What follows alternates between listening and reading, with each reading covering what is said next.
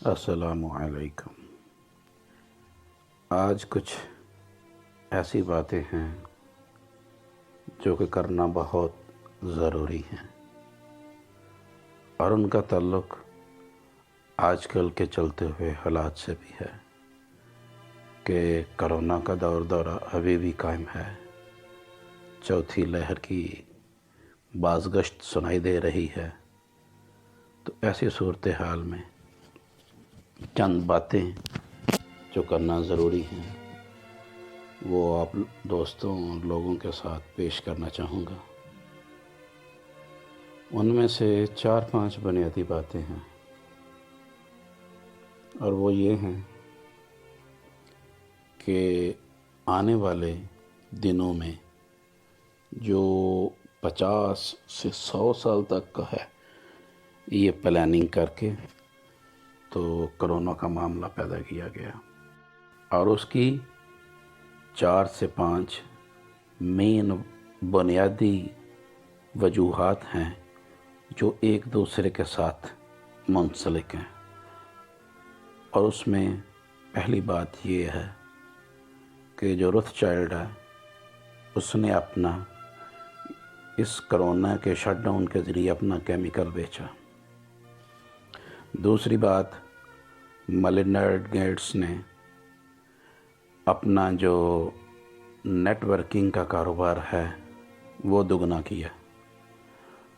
اور یہ وہ باتیں ہیں کہ جو اب تک ریکارڈ پر آ چکی ہیں، ثابت شدہ ہیں کہ 2 سال کے دوران کتنی ویکسین بکی، اور اس کی مد میں جو تیسرا بڑا بینکنگ سیکٹر ہے جس نے کہ قرضے جاری کیے اور قرضوں اور سود کے شکنجے کو مزید وسیع کیا اور مزید گہرا کیا کہ 30 سے 40% تک بینکوں کا کاروبار بڑھا۔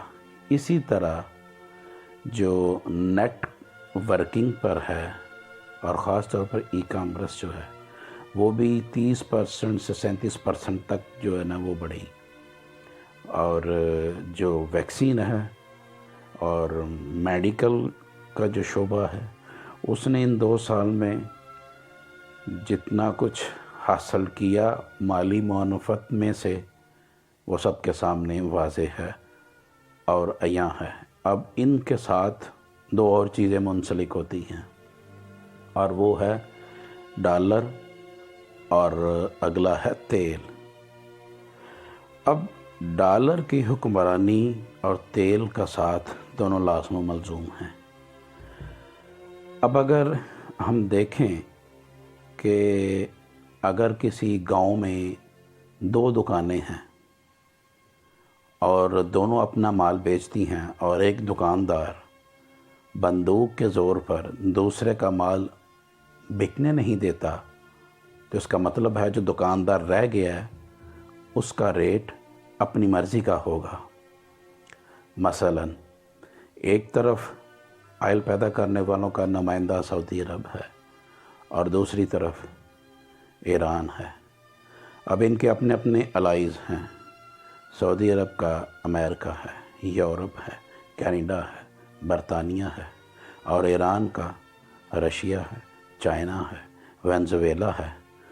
تو ایک طرف تو ایران پر، رشیا پر، وینزویلا پر پابندیاں ہیں کہ وہ اپنا تیل بیچ نہیں سکتے مارکیٹ میں کھلے عام، اور دوسری طرف جو تیل بیچ رہے ہیں ان کا ریٹ اپنی مرضی کا ہے اس وقت۔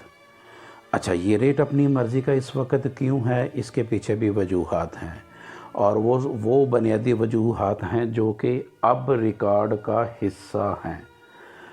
ان میں یہ ہے کہ جب یہ دنیا کو شٹ ڈاؤن کیا گیا تو یہ ہر کسی کو یاد ہے کہ جو تیل کی قیمت ہے وہ کتنے سینٹ پر آ گئی تھی، کہ بلکہ ڈالر بھی ساتھ دیتے تھے اور تیل بھی ساتھ دیتے تھے۔ کچھ دنوں تک یا کچھ ہفتوں تک یہ صورتحال رہی ہے۔ تو بھائی اس میں پھر ہوا کیا؟ جب شٹ ڈاؤن ہوا تو ان ممالک نے تیل بیچنے والوں سے ایگریمنٹ کر لیے مرکنٹائل مارکیٹ میں، انٹرنیشنل مرکنٹائل مارکیٹ میں انہوں نے سارا تیل خرید لیا ہے۔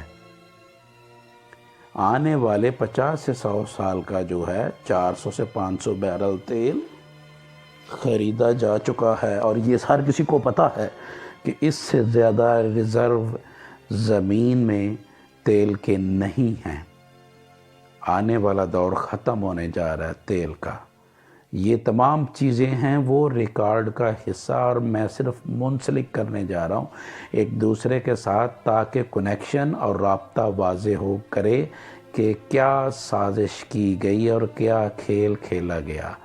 تو مرکنٹائل مارکیٹ میں آپ کو بھی پتہ ہے کہ صرف انسان کو اپنا پرچیز سیل کا جو ہے نا وہ سائن کرنا ہوتا ہے ایگریمنٹ، فوراً پیمنٹ نہیں ہوتی، ود انسٹالمنٹ ہی قیمتیں دی جاتی ہیں جو بھی چیز خریدی جاتی ہے مارکیٹ میں۔ تو اس میں انتہائی کم قیمت پر، بلکہ ایک حساب سے کہوں کہ 18 سینٹ فی بیرل کے حساب سے تیل خریدا گیا، اور آج تیل کی قیمت 150 پر ہے۔ تو اس کی کیا وجہ ہے؟ اس کی وجہ یہ ہے کہ اب وہ دنیا کو چلائیں گے اپنی مرضی کے مطابق، حکومتوں کو چلائیں گے اپنی مرضی کے مطابق، اور ڈالر مزید اور مزید مستحکم ہوگا۔ تو یہ 4 سے 5 بنیادی اہداف سے جو کہ کرونا کی مد میں حاصل کیے گئے، اور اس کی ایک بڑی وجہ یہ ہے کہ پاکستان جیسے کمزور ممالک میں بحران پیدا کیا جائے، مہنگائی کو بڑھایا جائے، جس کے نتیجے میں احتجاج بڑھیں، اور داعش اور طالبان طرح کی جو دہشت گرد ہیں لوگ وہ لانچ کیے جائیں، اور الٹیمیٹلی اس کو ٹیک اوور کرنے کے لیے کیا کیا جائے، اپنی فورسز بھیجی جائیں۔ اور اس میں بنیادی طور پر کیٹر کس کو کرنا ہوگا؟ پاکستان کی آرمی کو کیٹر کرنا ہوگا۔ پاکستان کے جو نیشنل ایسٹس ہیں، خاص طور پر جو اٹامک ایسٹس ہیں، ان کو کنٹرول کرنا، یہ بنیادی وجوہات میں سے ہیں۔ بالکل اسی طرح کا فارمیٹ لبنان میں انہوں نے کیا، اردن میں کیا، اور اس کا آؤٹ کم بالکل سامنے ہے۔ اور اگر کچھ نہ بھی ہو تو کم سے کم پاکستان اسرائیل کو تسلیم کرے۔